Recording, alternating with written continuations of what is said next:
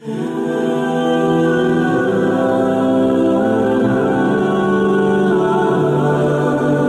المطلب کی پشت میں پہنچا، اللہ تعالیٰ نے انہیں 10 بیٹے عطا فرمائے۔ انہوں نے منت مانی تھی، اے اللہ اگر تو مجھے 10 بیٹے دے اور وہ جوان ہوں، تنو مند ہوں، تو میں ایک بیٹا تیرے راستے میں قربان کروں گا۔ جب حضرت عبداللہ جو کہ حضرت عبد المطلب کے چھوٹے فرزند تھے، ان کی عمر 18 سال ہوئی تو حضرت عبد المطلب کو اپنی منت یاد آئی۔ انہوں نے اپنے 10 بیٹوں کو بلایا، کہا بیٹا میں نے کعبہ کے رب سے یہ وعدہ کیا ہے کہ اللہ مجھے اگر 10 بیٹے دے گا تو میں ایک بیٹا اللہ کی راہ میں قربان کروں گا۔ اب تم بتاؤ تمہاری رائے کیا ہے؟ کہانی حرم کی پھر دوبارہ دہرائی جا رہی۔ کہا رائے بتاؤ۔ 10 کے 10 بیٹوں نے گردن خم کر دی۔ کہا ایک بیٹے کو ذبح کرنا ہے۔ کہا جس کو چاہو۔ کہا نہیں میں قرعہ ڈالتا۔ جب قرعہ ڈالا تو حضرت عبداللہ کے نام قرعہ نکل آیا۔ فرشتے پھر دم بخود تھے، مالک تو نے اس کی پشت میں امانت رکھی ہے اور آج اس کو بھی ذبح کیا جائے گا۔ کائنات پر پھر کوہرام مچنے لگا۔ حضرت عبد المطلب آستینے چڑھا رہے ہیں، ہاتھ کے اندر چھری ہے۔ یہ خبر پورے مکے میں پھیل گئی، سارے سردار دوڑے آئے۔ کہا عبد المطلب یہ رسم تو نہ ڈالو، اس کا ادا کرنا مشکل ہو جائے گا۔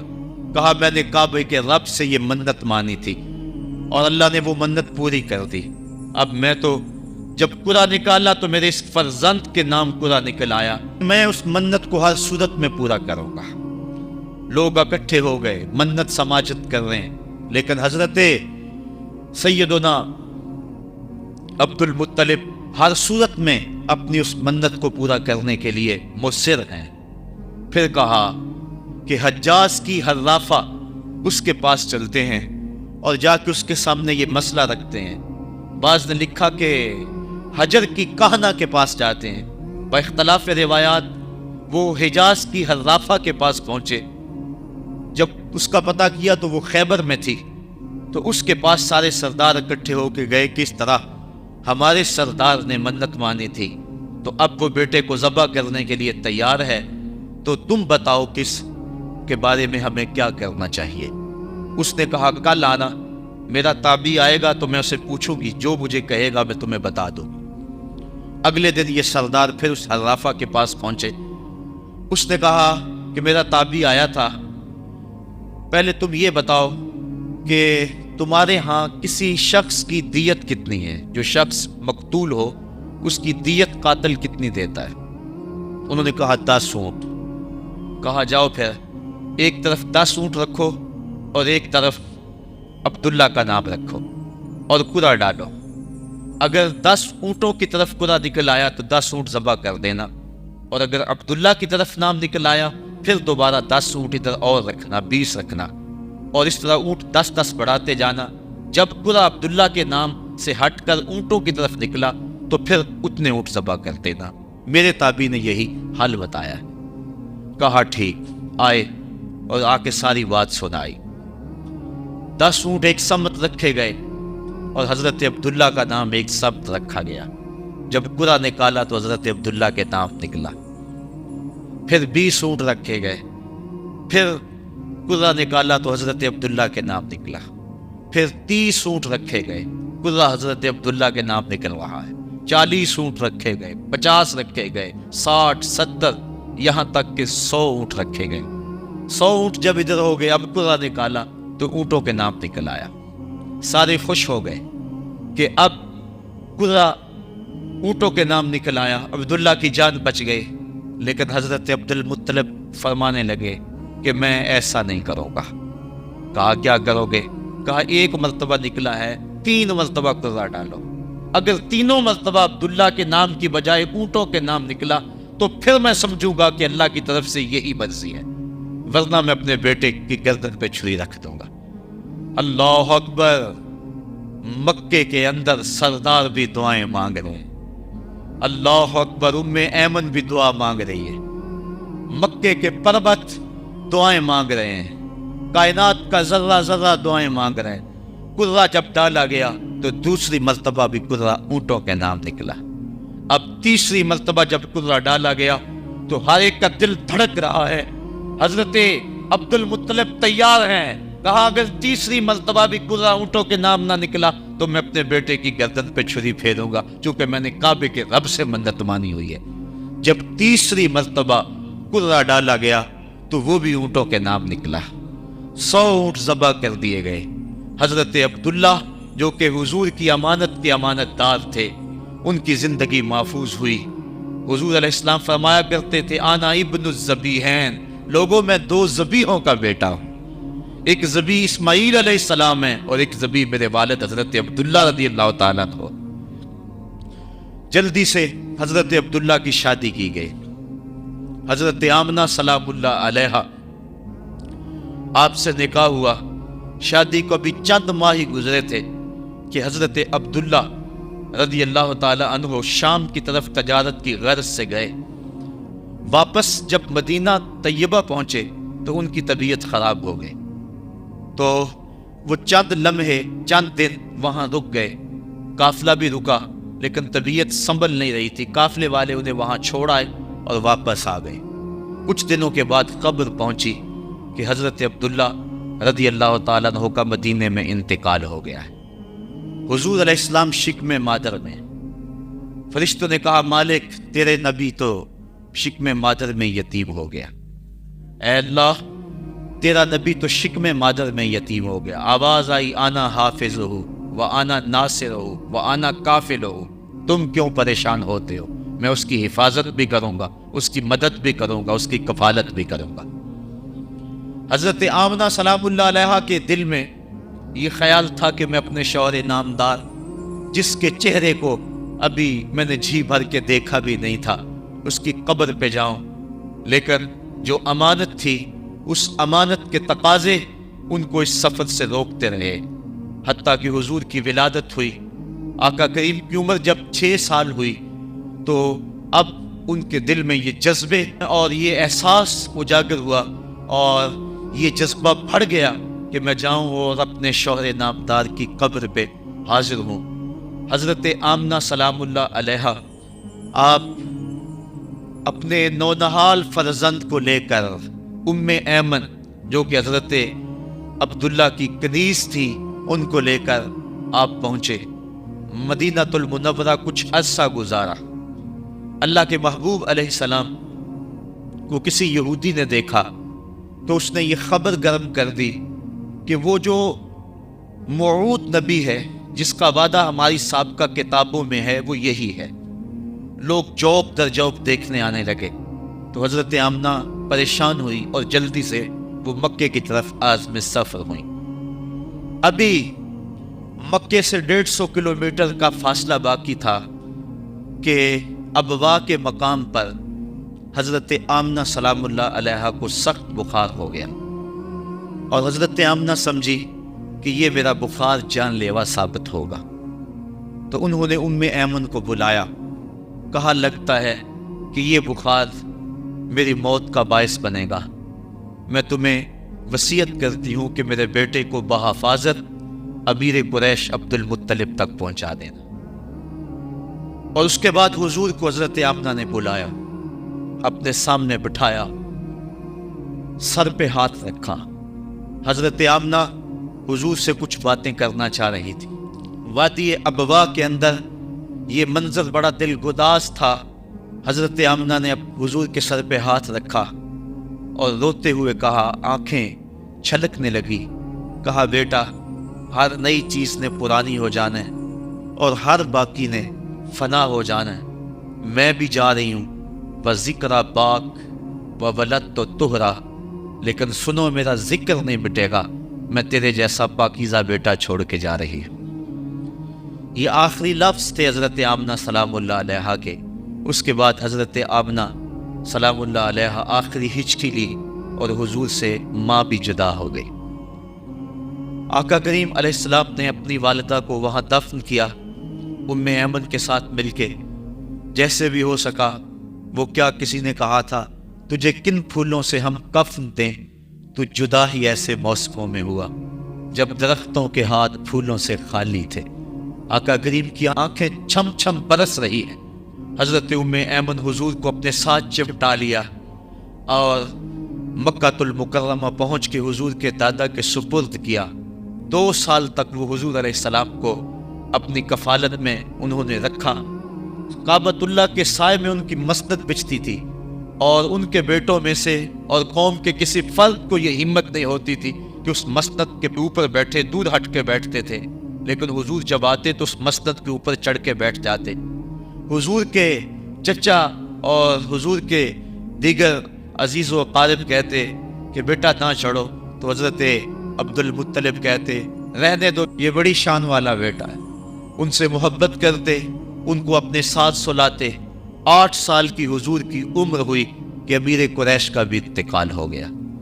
ابن حشام نے لکھا ہے کہ جب امیر قریش کا انتقال ہوا تو سوگ میں مکے کے بازار بند ہو گئے، پورا شہر جنازے میں امٹ آیا، لیکن 8 سال کا بچہ تھا، بلک بلک کے رو رہا تھا۔ آج وہ سایہ بھی اٹھ گیا۔ پھر چچا کی کفالت میں گئے، اور انہوں نے جس انداز سے کفالت کی اور محبتوں کا ثبوت دیا، وہ الفتوں کی ایک لمبی داستان ہے۔ 40 سال کی عمر ہوئی تو اللہ تعالیٰ نے حضور علیہ السلام کو نبوت کی ذمہ داریوں کے اعلان اور لوگوں تک پیغام حق کے ابلاغ کا حکم دیا۔ آقا کریم علیہ السلام جب پیغام حق لے کر میدان میں آئے تو گلی کوچوں اور بازاروں کے اندر مخالفتیں، نکتہ چینیاں، ناموافق حالات کے جکڑ اور مخالفتوں کی آندیاں چلنے لگی۔ ابھی آپ سن رہے تھے کہ حضرت بلال حبشی کے ساتھ کیا سلوک کیا جاتا رہا، کس انداز کے ساتھ ان کے سینے پہ پتھر رکھ دیا جاتا۔ حضرت خباب بن ارد کے ساتھ کون سا سلوک کیا جاتا رہا، کون کون سے دکھ تھے جو روانہ رکھے گئے۔ حضرت زنیرہ، ان کے گلے کے اندر کوڑا ڈال کر کوڑے کی رسی کو تاؤ دیے گئے، یہاں تک کہ ان کی آنکھیں باہر آ گئی اور آنکھوں کی روشنی جاتی رہی۔ ابو جہل بولا، اب بلانا اپنے محمد کو جو تیری آنکھوں کی روشنی کو واپس کرے۔ زنیرہ نے ہاتھ پھیلا لیے اور کہا، عرش کے رب، میں ان آنکھوں کا نور کیا میرے بدن کے ٹکڑے ٹکڑے ہو جاتے، کبھی بھی تیرے سے زندگی نہ مانگتی، لیکن اب تیرے نبی کی عزت کا سوال ہے، میری آنکھوں کی روشنی واپس کر دے۔ روایات میں آتا ہے کہ اللہ نے حضرت زنیرہ کی آنکھوں کی روشنی واپس کر دی۔ تکلیفیں آئیں، دکھ آئے۔ مکے کے چوک کے اندر حضرت سمیہ کو نیزہ مار کر ابو جہل نے شہید کیا۔ یہ اسلام کی پہلی شہیدہ تھی جن کا خون مکے کے ریگزار کے اندر گرا۔ حضرت یاسر کو شہید کیا گیا۔ یہ حضرت عمار ابن یاسر کے والد تھے، اور سمیہ حضرت عمار ابن یاسر کی والدہ ماجدہ تھی۔ حضرت عمار ابن یاسر کو تختہ ستم پہ رکھا گیا اور انہیں کوڑوں سے ان کی تواضع کی گئی۔ آقا کریم آئے، عمار ابن یاسر دکھوں اور اذیتوں میں سے 2-4 تھے۔ آقا کریم نے سر پہ ہاتھ رکھا اور کہا، صبرن آل یاسر، صبرن آل یاسر، ان موعدکم الجنہ۔ کہا، آل یاسر صبر کرو، آل یاسر صبر کرو، میں تمہیں جنت کا وعدہ دیتا ہوں۔ تکلیفیں آئیں، دکھ سہے۔ اس راستے کے اندر مکے کی گلیوں میں حضور کے ساتھ جو سلوک ہوا کون بھول سکتا ہے۔ کبھی کانٹے بچھ رہے ہیں، کبھی حضور کی راہوں میں گڑھے کھودے جا رہے ہیں، کبھی اوجریاں ڈالی جا رہی ہیں بدن اطہر کے اوپر۔ ابو لہب اپنے گھر کا کوڑا اٹھا کر حضور کی دہلیز پہ ڈال جاتا ہے۔ عقبہ بن ابی معیط حضور کے گلے کے اندر کپڑا ڈال کے اس کو تاؤ دیتا ہے۔ حضور فرماتے ہیں، جتنے دکھ اس نے مجھے دیے کسی نے نہیں دیے۔ اذیتوں کی داستانیں رقم ہو رہی ہیں۔ آقا کریم علیہ السلام کے شفیق چچا بھی انتقال کر جاتے ہیں۔ جب گھر آتے تو اپنی زوجہ حضرت خدیجہ الکبریٰ سے دکھڑے کہتے، وہ بھی انتقال کر جاتی۔ اس سال کا نام عام الحزن رکھا جاتا ہے، دکھوں کا سال، مصیبتوں کا سال۔ آقا کریم بہت دل برداشتہ ہوئے قوم سے، پھر سوچا چل طائف چلتا ہوں اور طائف والوں کو پیغام حق دیتا ہوں، شاید میری آواز پر وہ لبیک کہتے ہیں۔ 1 مہینے کا سفر کر کے حضرت زید بن حارثہ کو ساتھ لے کر طائف پہنچے۔ ان کے 3 سردار تھے، عبد یالیل بن عمر، حبیب بن عمر اور مسعود بن عمر۔ ان کے پاس جا کر پیغام حق دیا۔ کہا تمہاری بھلائی کا سندیشہ لے کر بڑی دور سے چلا ہوں، میری دعوت کو قبول کر لو، دنیا میں بھی کامیابی، آخرت میں بھی کامرانی تمہارا مقدر ہوگی۔ یہ دعوت پیش کی۔ انہوں نے کہا کہ ہم تمہاری دعوت کو مسترد کرتے ہیں۔ ایک بولا کہ اور کوئی زمانے میں بندہ نہیں تھا جس کو نبوت ملتی، تجھے ملنی تھی۔ کسی نے کچھ کہا، تانے دیے، دل دکھایا حضور کا۔ آقا کریم نے فرمایا اس فعلتم ما فعلتم فاکتموا علیہ، تم نے جو مجھ سے کہا سو کہا، تم نے جو میرے ساتھ سلوک کیا وہ تمہاری مرضی، اتنا میرے سے وعدہ کرو کہ یہ بات کہ میں تمہارے پاس آیا ہوں دعوت دین دینے کے لیے، تمہیں پیغام حق دینے کے لیے، اس کو پوشیدہ رکھو گے، مخفی رکھو گے، تاکہ مکے والے میرے دشمن ہیں، اور جب انہیں پتا چلا کہ طائف گئے ہیں تو وہ طائف والوں نے بھی دعوت قبول نہیں کی تو وہ تمسخر کریں گے، مجھے نشانہ تضحیک بنائیں گے، لہذا جو کہا سو کہا، اپنے اندر اس بات کو راز رکھو۔ انہوں نے کہا کہ ہم کیوں راز رکھتے پھریں؟ انہوں نے افشا کیا، بلکہ اوباشوں کے ہاتھوں میں پتھر دیے۔ حضرت ام المومنین سیدہ عائشہ صدیقہ رضی اللہ تعالی عنہ، محبوب کائنات، کہتی ہیں کہ ایک دن میں نے حضور سے پوچھا کہ آقا احد کے دن سے سخت دن بھی کبھی زندگی میں آپ پر آیا ہے؟ فرمایا ہاں عائشہ، جب طائف کے بازاروں میں تیری قوم نے مجھے پتھر مارے تھے تو یہ دن احد کے دن سے بھی سخت تھا۔ حضور فرماتے ہیں جب میں طائف سے باہر نکلا تو ان کے غنڈے دو رویا کتاروں میں کھڑے تھے، ہاتھوں میں پتھر، اور میں درمیان سے گزرنے لگا تو وہ میرے پاؤں پہ پتھر مارتے، میں پاؤں اٹھا لیتا تو دوسرے پاؤں پہ پتھر مارتے، پھر میں شدت درد اور احساس کرب سے بیٹھ جاتا تو ان کے دو غنڈے آگے بڑھتے، مجھے کندھوں سے پکڑ کے اٹھاتے اور پھر مجھے پتھر مارتے۔ فرمایا اے عائشہ یہ دن احد کے دن سے بھی سخت تھا جب تیری قوم نے طائف کے بازاروں میں مجھے پتھر مارے۔ آقا کریم علیہ السلام احد کے اندر جب حضور کے چچا شہید ہوئے، وہ دن بھی تاریخ اسلام کا دردناک دن ہے۔ آقا کے سر پہ پٹی بندھی ہوئی تھی، آنکھوں میں آنسو تھے، اور بار بار پوچھتے تھے ما فعل امی، میرے چچا کی بات سناؤ۔ جب بتایا گیا حضور حضرت حمزہ شہید ہو گئے ہیں تو آقا کریم ان کی لاش پہ گئے، دیکھا کہ ان کا پیٹ چاک ہے، ان کی ناک کاٹ دی گئی ہے، ان کی زبان کاٹ دی گئی ہے، ان کا دل نکال لیا گیا ہے، ان کی آنکھوں میں نیزے چبھوئے گئے ہیں اور ان کے کان کاٹ لیے گئے ہیں۔ آقا کریم کی آنکھوں میں اشک تھے، اور آقا کریم ما فعل امی، میرے چچا کا کیا ہوا؟ آقا کریم اپنی زبان پہ یہ لفظ لا رہے تھے، اور پھر جب حضرت صفیہ آئیں اور ان کے پاس دو کفن کے ٹکڑے تھے، دو کفن کے کپڑے تھے، جب حضرت امیر حمزہ کو کفن دیا جانے لگا، کہا 7 انصاری کی لاش پڑی ہوئی ہے، کہا انہیں بھی کفن دو، میرا حمزہ 2 کپڑوں میں اور اسے ایک کپڑا بھی نصیب نہ ہو، محمد عدل کرنے آیا ہے، انصاف کرنے آیا ہے۔ اب جب کپڑے پھیلائے گئے تو ایک کپڑا لمبا تھا، ایک کپڑا چھوٹا تھا۔ عرض کی حضور یہ جو بڑا کپڑا ہے یہ امیر حمزہ رضی اللہ تعالیٰ عنہ کو دے دیں اور چھوٹا انصاری کو دے دیں۔ کہا نہیں، میں انصاف کرنے آیا ہوں، قرعہ ڈال لو کس کے حصے میں کون سا کپڑا آتا ہے۔ اور جب قرعہ ڈالا گیا تو چھوٹا کپڑا حضرت امیر حمزہ کے حصے میں آیا اور بڑے کپڑے میں اس انصاری صحابی کو کفن دیا گیا۔ اب وہ کپڑا جب حضرت امیر حمزہ کا سر ڈھانپتے تھے تو پاؤں ننگے ہو جاتے، پاؤں ڈھانپتے تو سر ننگا ہو جاتا۔ آقا کریم فرمایا کپڑا سر کی طرف کر دو اور ازخر گھاس لے کر پاؤں کی طرف ڈال دو۔ اللہ کے محبوب علیہ السلام اس دن اتنے غم زدہ تھے کہ جب دوبارہ مدینے پہنچے تو حضور کو پکڑ کر خچر سے سواری سے اٹھا کر حضور کو جو ہے وہ نیچے رکھا گیا۔ سخت تکلیف میں تھے، دکھوں کی زندگی، طائف کے بازار، پھر مدینے کے اندر جب وہ ماحول آیا، خوبصورتیاں آ گئیں، روشنی آ گئیں، آسمان سے ہر دم نور اترنے لگا۔ وہ وقت گیا جب لوگ پتھر مارتے تھے، اب حکم ہو گیا خبردار میرے نبی کی آواز سے آواز بھی اونچی نہیں کرنی، خبردار تم نے میرے نبی سے کوئی مسئلہ پوچھنا ہے تو پہلے صدقہ لو، پھر فقیر ڈھونڈو، پھر خیرات کرو، پھر میرے نبی کی چوکھٹ پہ آؤ، تمہیں پتہ چلے کہ کس چوکھٹ پہ آ رہے ہیں، کس در پہ آ رہے ہیں۔ آقا کریم علیہ السلام اس ماحول کے اندر گھر میں خوش ہیں، آنگن میں خوشیاں ہیں، پھول کھلے ہوئے ہیں۔ حضرت ابراہیم علیہ السلام حضور کے شہزادے حضور کی ران پہ بیٹھے ہوئے ہیں، حضرت امام حسین بھی دوڑتے دوڑتے آئے اور وہ بھی حضور کی ایک ران پہ بیٹھ گئے۔ حضور کبھی حسین کو دیکھتے ہیں، کبھی اپنے فرزند کو دیکھتے ہیں، کبھی حسین کو دیکھتے ہیں، کبھی حسین کے ماموں کو دیکھتے ہیں۔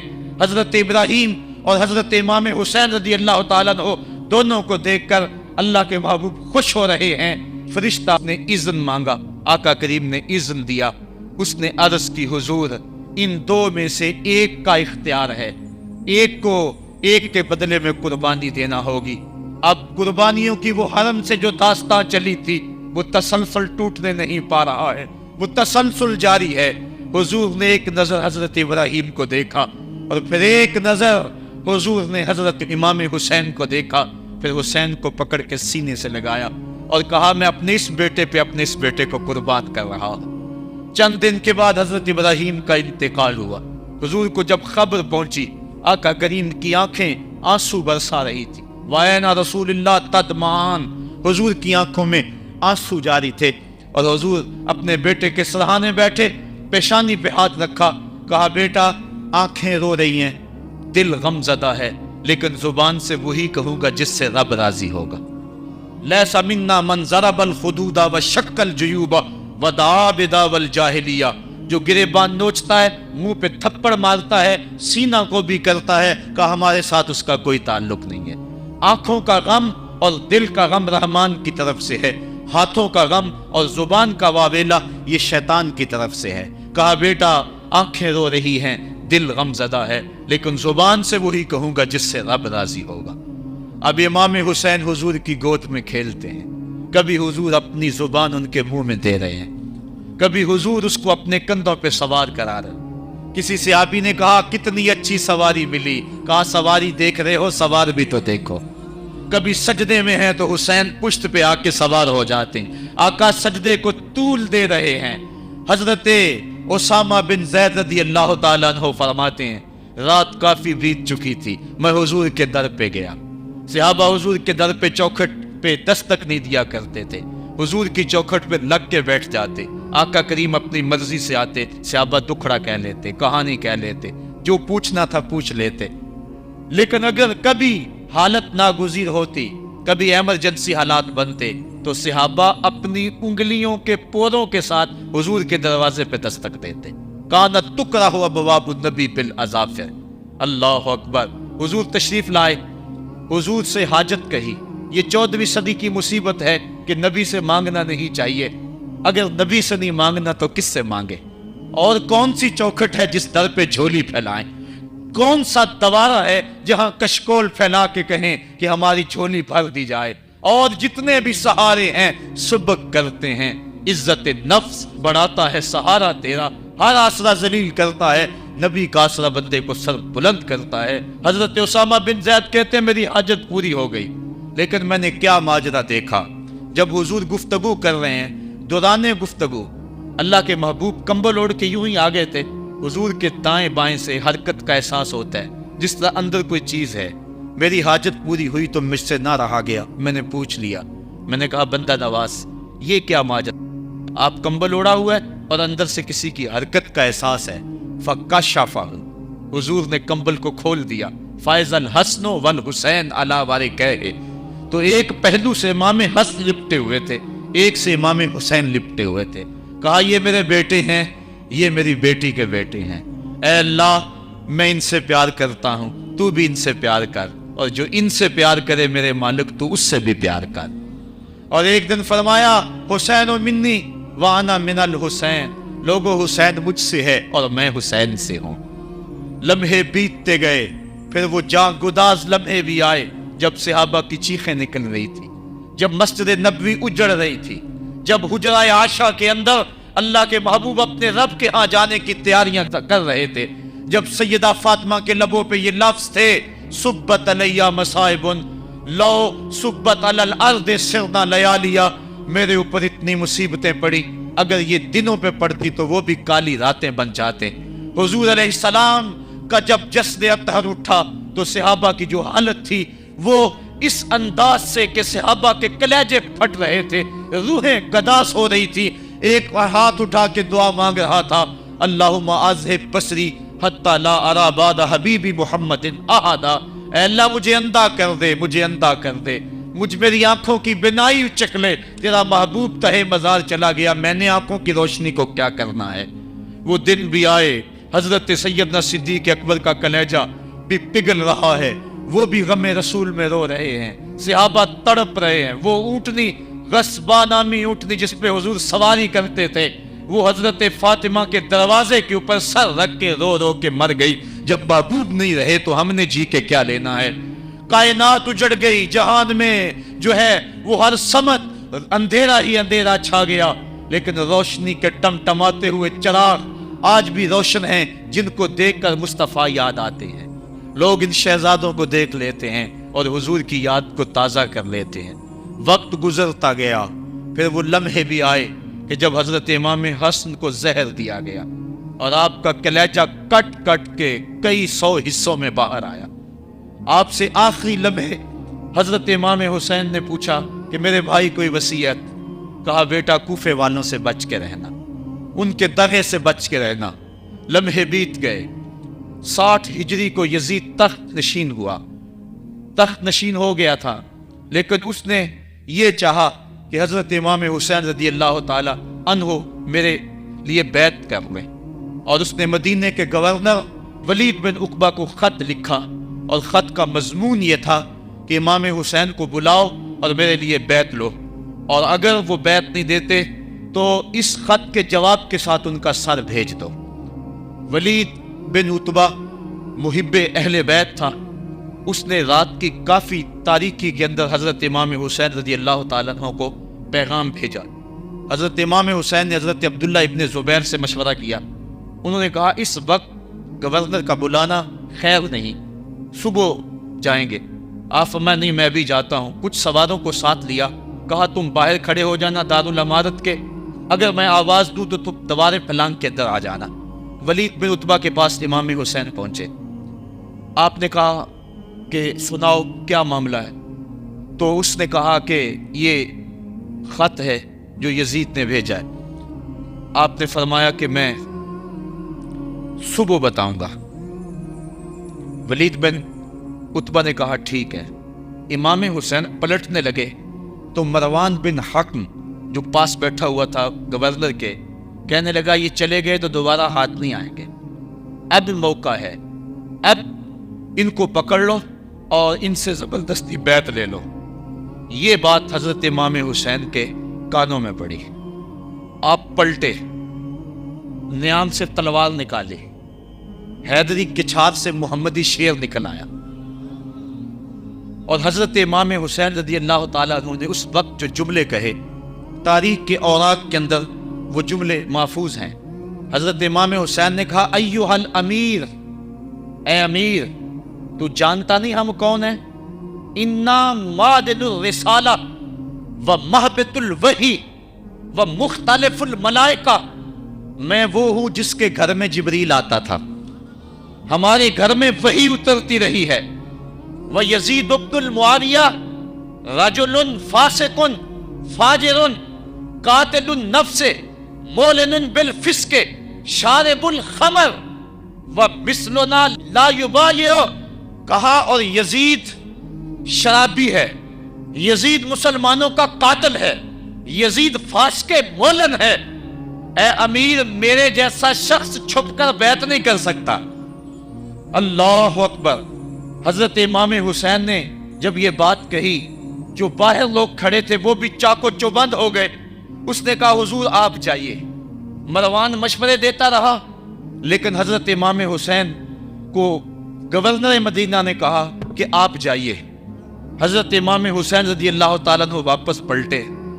حضرت امام حسین کی ہمشیرہ سیدہ زینب انتظار کر رہی تھی بھائی کا۔ پوچھا کیا ماجرا ہے؟ کہا حالات بگڑ گئے، اب ہمارا مدینے میں رہنا محال ہے، صبح سحری سے قبل شہر مدینہ چھوڑ دیں۔ اللہ اکبر، ورنہ ہمارے خون سے نبی کا حرم لالا زار بنے گا۔ حضرت امام حمام رضی اللہ تعالیٰ عنہ نے اہل بیت کی مشاورت سے یہ فیصلہ کر لیا۔ کجاوے کسے جانے لگے، سامان تیار ہو گیا۔ حضرت محمد بن حنفیہ کو کہا کہ تم یہاں رہو، اور تم خبر پہنچانا کہ پیچھے کیا ماجرے ہوتے ہیں، اور مکے کی طرف میں سفر کر رہا ہوں۔ کہانی لمبی ہو رہی ہے اور وقت کے دامن میں اتنی گنجائش نہیں ہے کہ پھر کس طرح شہر مدینہ چھوڑا ہوگا۔ حاجی جاتے ہیں 8 دن، اور 8 دن کے بعد مدینہ چھوڑتے ہیں۔ ان سے کوئی پوچھو کہ مدینہ چھوڑنا کتنا مشکل ہے۔ وہ کیا کسی حاجی کو لوگ مبارک دے رہے تھے؟ اس نے کہا تھا مبارک دے رہے ہو دوستو حج و زیارت کی، میرا غم بھی تو دیکھو، میں مدینہ چھوڑ آیا ہوں۔ جو 8 دن مدینہ رہتا ہے اس سے مدینہ چھوڑا نہیں جاتا جس کی ولادت مدینے میں ہوئی۔ جو کھیلتا تھا تو مدینے کی گلیوں میں، جس کے گھر کا دروازہ مسجد نبوی میں کھلتا تھا، اس حسین کو مدینہ چھوڑنا قیامت ہوگی۔ شہر مدینہ چھوڑا، حضرت امام حسین رضی اللہ تعالیٰ عنہ مکہ المکرمہ پہنچے۔ وہاں رمضان گزرا، حالات وہاں بھی بگڑتے گئے، مسلسل خط آتے رہے کوفے سے۔ کہانی طویل ہے۔ 8 ذو الحج کو حضرت امام حسین رضی اللہ تعالیٰ عنہ کوفے کی طرف عازم سفر ہوئے۔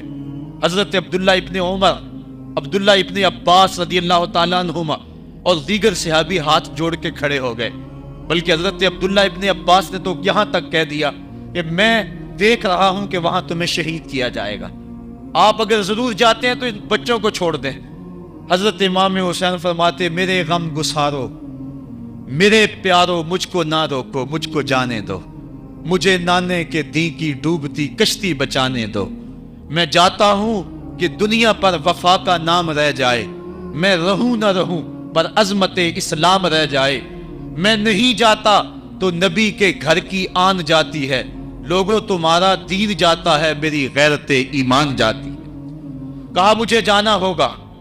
8 ذو الحج کو لوگ کعبہ کی طرف آ رہے ہیں اور کعبہ دلہن کی طرح سورا ہوا ہے، طواف کرنے والوں کا جھرمٹ ہے، حاجی حج کرنے آ رہے ہیں، لیکن حضرت امام حمام کسی اور حج کی تیاری کر رہے ہیں۔ کسی نے کہا حج تو کر جائیں، اتنی مرتبہ مدینے سے پیدل چل کے آئے اور آج تو مکہ المکرمہ میں موجود ہے۔ کہا پیچھے ہٹو، جو حج میں کرنے جا رہا ہوں وہ ننوکھا ہوگا، وہ نرالا ہوگا۔ تم بھی طواف کرو گے، میں بھی طواف کروں گا، تم طواف کعبۃ اللہ کا کرو گے اور میں خیموں کا طواف کروں گا۔ ایک حج تمہارا ہے، ایک حج میرا ہے، تم وہ سے لوگے کس کے حجر اسود کے، میں اپنے فرزند کا منہ چوموں گا۔ لوگوں ایک طواف تمہارا ہوگا، ایک طواف میرا ہوگا، تم آب زمزم پیو گے، میں پیاسا رہوں گا، اور تم کبھی صفا پہ کبھی مروہ پہ دوڑو گے، میں کبھی علی اکبر کی لاش اٹھانے جاؤں گا، کبھی میں قاسم کی لاش اٹھانے جاؤں گا، کبھی اون محمد کے تڑپتے ہوئے لاشوں کو اٹھانے جاؤں گا۔ لوگوں ایک حج تمہارا بھی ہے، ایک حج میرا بھی ہے۔ جب تم حج کر لو گے تمہاری سائی مکمل ہو جائے گی تو تم سر مڈا کے احرام کھول دو گے، اور جب میری سائی مکمل ہو جائے گی تو میں سر کٹا کے احرام کھول دوں گا۔ تم سفید احرام پہنو گے، میں سرخ احرام پہنوں گا، اور وہ حج قیامت تک کے آنے والے حجوں کی آبرو ہوگا۔ حسین اگر نہ شہید ہوتا تو آج گھر گھر یزید ہوتا، اسلام کی عظمت عیاں نہ ہوتی، خدا کے گھر میں اذان نہ ہوتی، بار الہا نوحہ سناتا پھرتا، تا روز جزا اشک بہاتا پھرتا۔ امداد نہ کرتے اگر کربلا میں حسین، اسلام تیرا ٹھوکریں کھاتا پھرتا۔ کربلا کی تپتی ہوئی ریگزار میں حضرت امام حسین نے جبر و ظلم کے خلاف جس سے کھڑے ہو کر عظیمت کی داستان رقم کی۔ 10 محرم کا دن تھا، جمعے کا یوم سعید تھا، بھیچ کربلا کے میدان میں دوپہر کے وقت جب نبی کا خاندان اجڑ رہا تھا، ایک ایک کلی اس چمن کی کٹ رہی تھی۔ 72 افراد 22,000 کے لشکر جرار کے مقابلے میں کھڑے تھے۔ وہ یزید جس نے اس کے علاوہ بھی بڑے جرم کیے، جس نے جو ہے وہ 1700 صحابہ کو مکہ المکرمہ میں شہید کیا، جس نے 700 حفاظ کرام کو شہید کیا، جس نے حضرت ابو سعید خضری کی داڑھی نوچ لی، جس نے مدینے کے اندر مسجد نبوی کے اندر گھوڑے باندھے، جس نے جو ہے وہ 3 دن تک مسجد نبوی کے اندر اذان نہ ہونے دی، وہ یزید آج کربلا کے تپتے ہوئے ریگزار کے اندر آل رسول کے ساتھ ظلم کی وہ داستان رقم کر رہا تھا کہ قیامت تک आंसू सिसकियां नहीं थमने पाएगी। यजीद मर गया, उसका नाम मिट गया, उसका तशख्खुस मिट गया, लेकिन हुसैन का नाम आज भी जिंदा है, उसका पैगाम आज भी जिंदा है। ये हजारों का मजमा, ये उमड़ते हुए मोहब्बतों के जज्बात, ये आंखों का आंसुओं का खिराज देना, क्या ये हुसैन इब्ने अली की जिंदगी की दलील नहीं है? कौन है जो यजीद का नाम लेता हो? आज अगर कोई यजीद का नाम लेता भी है तो सर झुका के लेता है। मैं कहता हूं कैसा तुम्हारा लीडर है जिसका नाम लेने से कबल शर्मिंदा होते हो, जिसका नाम लेते हुए शर्मिंदा होते हो, जिसका नाम लेने के बाद पसीना पसीना होते हो। तुम अपने कायद और लीडर का नाम लेते झिझकते हो, गर्दन झुका के दाएं बाएं देख के नाम लेते हो, और जब हम नाम अपने आका का लेते हैं सर उठा के लेते हैं। ए हुसैन इब्ने अली तुम पर सलाम। साहिबो, करबला का तपता हुआ मंजर है, इतने दुख आ गए। हजरत सिद्दीक़ सख्ती रज़ी अल्लाह ताला अन्हु फरमाते हैं कि अल्लाह ताला ने जब कायनात को बनाया, इंसानों को तख्लीक किया, तो इंसानों को पूछा बताओ तुम मेरे होगे? सब ने कहा मालिक हम तेरे हैं। लेकिन जब दुनिया को पैदा किया तो 9 हिस्से दुनिया की तरफ हो गए, 1 हिस्सा अल्लाह की तरफ रह गया।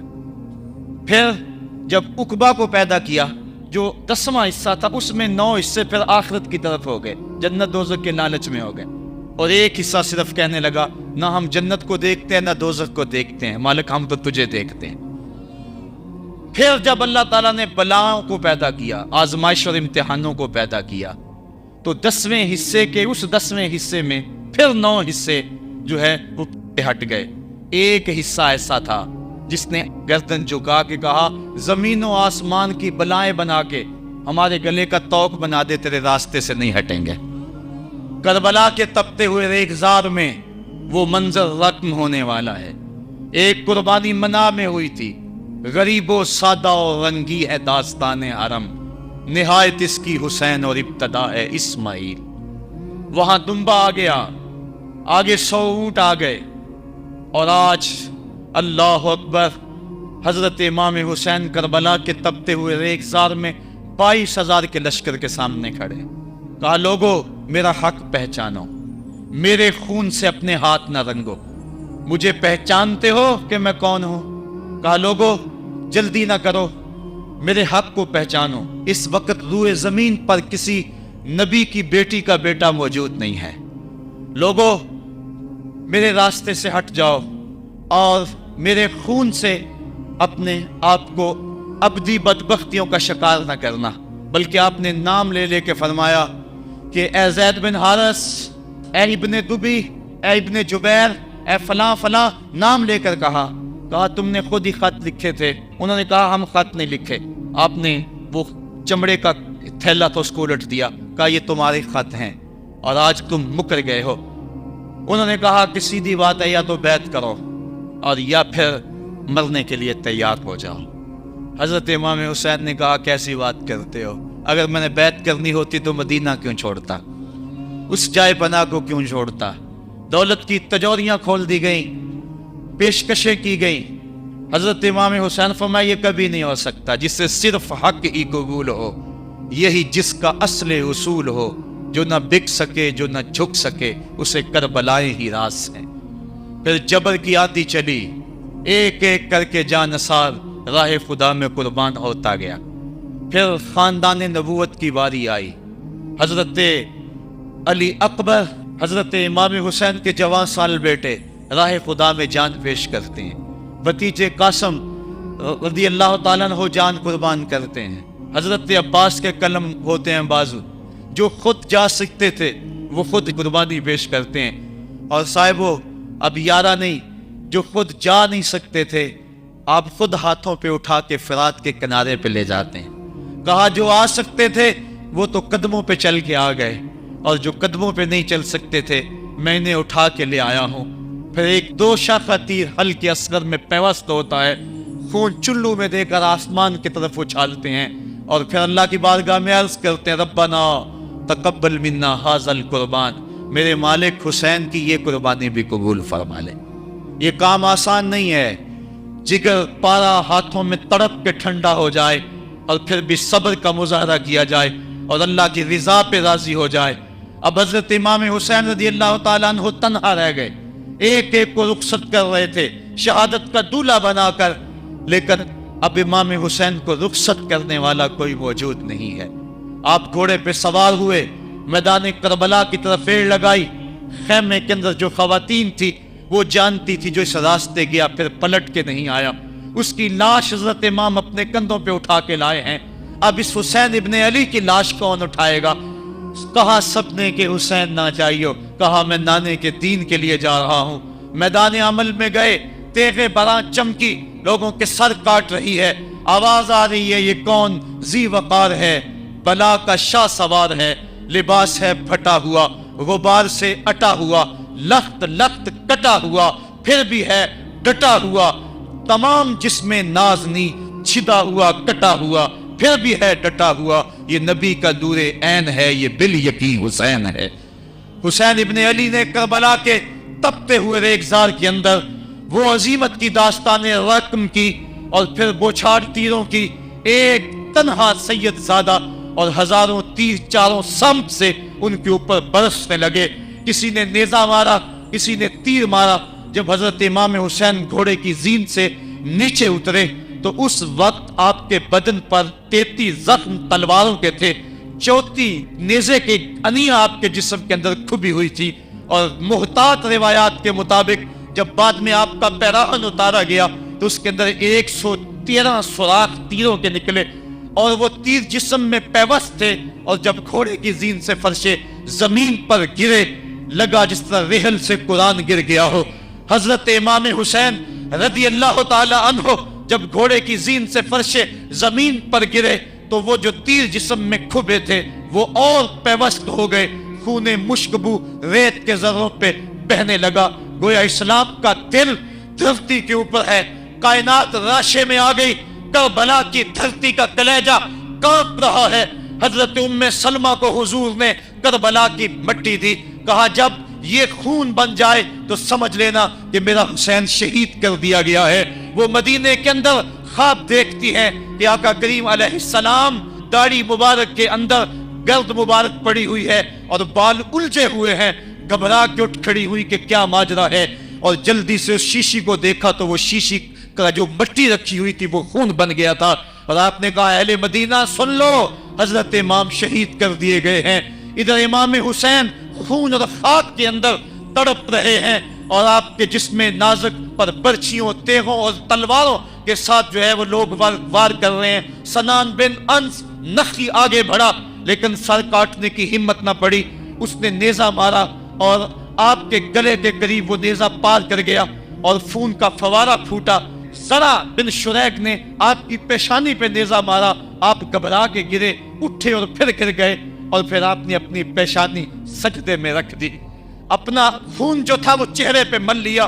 حسین نے سرخ رنگ کے خون کا جو خضاب تھا وہ اپنے داڑھی پہ لگا لیا کہ کل میں اپنے نانا کو یہ رنگت بھی دکھاؤں گا۔ حرم کی وہ داستان جو منا سے شروع ہوئی تھی آج اس کی تکمیل ہو رہی ہے، وہ غریب اور سادہ اور رنگین داستان حضرت امام حسین رقم کر رہے ہیں۔ خون سے داڑھی رنگ گئی اور آپ کے ماتھے کے اوپر زرع بن شریک نے وہ جو نیزہ مارا تھا اس سے آپ سنبھل نہ سکے، اٹھ کے پھر نیچے گرے، پیشانی کو سجدے میں رکھا، اور سجدے میں رکھ کے اللہ کی بارگاہ میں آخری لفظ جو میرے امام کی زبان سے نکلے دلوں کی تختیوں پہ نوٹ کر لو اور دیکھو۔ اللہ تعالیٰ کے بندے حضرت خلیل نے دعا مانگی تھی، اے میرے مالک، اے میرے مالک، میں اس جگہ تے اپنی ذریت اولاد کو چھوڑ کے آباد کر کے جا رہا ہوں اور دعا کرتا ہوں کہ وہ نماز کو قائم رکھے۔ آج اس دعا کی تکمیل کا منظر لوگوں کے سامنے ہے کہ 113 تیر جسم میں کھبے، 34 تلواروں کے گھاؤ، اور وہ بھی راوی کہتے ہیں کہ ایک ایک گھاؤ میں کتنی کتنی تلواروں کے زخم تھے، اور نیزے کی انیاں جسم میں کھبی ہوئی تھی، آپ کے کلیجے کے اندر نیزے کی انی کو توڑ دیا گیا تھا۔ اس موقع پہ حضرت امام حسین رضی اللہ تعالی عنہ نے اپنے آپ کو سنبھال کے پیشانی کو ریت کے اوپر رکھا اور اللہ کی بارگاہ میں آخری لفظ حضرت امام حسین کے لبوں پہ جو مچلے خون نکل رہا تھا، اور فولی بن یزید آگے بڑھ کے سر انور کو جدا کرنے کی تیاریاں کر رہا تھا۔ سنان بن انس آگے بڑھا لیکن کپ کپا کے پیچھے ہو گیا، خولی بن یزید آگے بڑھا، وہ بھی پیچھے ہو گیا، پھر شمر آیا اور شمر آپ کے جسم نازک کے اوپر بیٹھ گیا۔ حضرت امام حسین نے جب دیکھا تو اس کے بدن کے اوپر برس کے پھل بیری کے نشان تھے، تو حضرت امام حسین کی زبان سے نکلا صدق اللہ و صدق رسول اللہ، میرے آقا میرے اللہ نے سچ کہا۔ اس نے کہا کیا سچ کہا؟ کہا ایک دن میں حضور کی خدمت میں حاضر تھا تو حضور نے فرمایا تھا میں دیکھ رہا ہوں ایک چتکبرا کتا میری اولاد کے خون میں منہ مار رہا ہے، آج میں دیکھ رہا ہوں کہ مصطفیٰ کریم کا وہ فرمان جو ہے وہ پورا ہو رہا ہے۔ وہ غصے میں آیا، امام جلدی اپنی پیشانی سجدے میں رکھی اور اللہ کی بارگاہ میں امام کے آخری لفظ تھے اللہم رضن بقضائک وصبرن علی بلائک تسلیما لامرک سبحان ربی الاعلی سبحان ربی الاعلی سبحان ربی الاعلی۔ مالک بھائی بیٹے بھتیجے بھانجے جانثار آیان و انصار سب کچھ لٹا کے، عباس کے بازو کٹا کے، جو جا سکتے تھے انہیں بھیج کے، جو جا نہیں سکتے تھے خود اٹھا کے لے جا کر کے عباس کے بازو قلم کروا کے، یہ خیمے کے اندر بچیاں یتیم ہو گئی ہیں، سہاگ اجڑ گئے ہیں، میرے مالک سب کچھ لٹا کے نبی کا گھر اجڑ گیا، ایک ایک پتی گر گئی، جن کو بلایا گیا تھا آج ان کی میزبانی تیروں تلواروں اور نیزوں سے ہوئی، لیکن مالک تو دیکھا میری زبان پہ ہائے نہیں آئی، میں نے اف تک نہیں کی، زخم پہ زخم کھا کے جی، خونے جگر کے گھونٹ پی، آہ نہ کر لبوں کو سی، یہ عشق ہے یہ دل لگی نہیں، یہ محبت ہے۔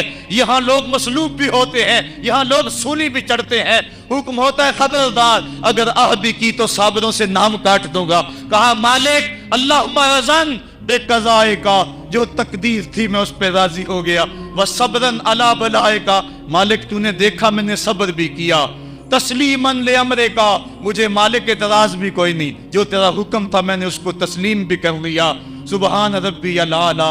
مالک تو بڑا ہے تو بڑا ہے۔ حسین سب کچھ لٹا کے، بچے کٹا کے، بازو کٹا کے، گھر اجاڑ کے مالک تیری بارگاہ میں حاضر ہو رہا ہے، اور اتنا کچھ کرنے کے باوجود بھی تیرے پہ راضی ہے۔ میرے مالک تو بھی بتا، تو بھی حسین پہ راضی ہوا ہے یا کہ نہیں ہوا ہے؟ تو بھی حسین پہ راضی ہوا ہے کہ نہیں ہوا؟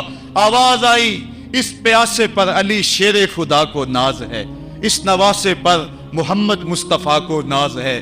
اوروں نے بھی سجدے کیے پر اس کا عجب انداز ہے، اس نے وہ سجدہ کیا جس پر خدا کو ناز ہے۔ اے حسین ابن علی تم پر سلام، میرے ساتھ مل کے کہہ دو اے حسین ابن علی تم پر سلام، اے حسین ابن علی تم پر سلام۔ یہی وقت تھا جب خاندان نبوت لٹ رہا تھا، دوپہر کا وہی سما، وہی لمحے، ان ہواؤں کو ہاتھ جوڑ کے کہو ہمارا سلام کربلا والے آقا کے حضور پہنچا دے، اور عرض کرو اے حسین ابن علی تم پر سلام، نازش آل نبی تم پر سلام، تم پہ لاکھوں رحمتیں لاکھوں سلام، اے شہیدان محبت کے امام، لالا گوں لالا بدن لالا کفن، اے چمن اندر چمن، زندگی ہی زندگی تیری حیات، اے حیات اندر حیات، افتخار ملت بیضا ہے تو، رب کعبہ کی قسم یکتا ہے تو، فخر کا دل میں دریچہ باز کرنا چاہیے، جن کا تو آقا ہے ان کو ناز کرنا چاہیے۔ ہم واہ حسین والے ہیں، آ حسین والے نہیں ہیں۔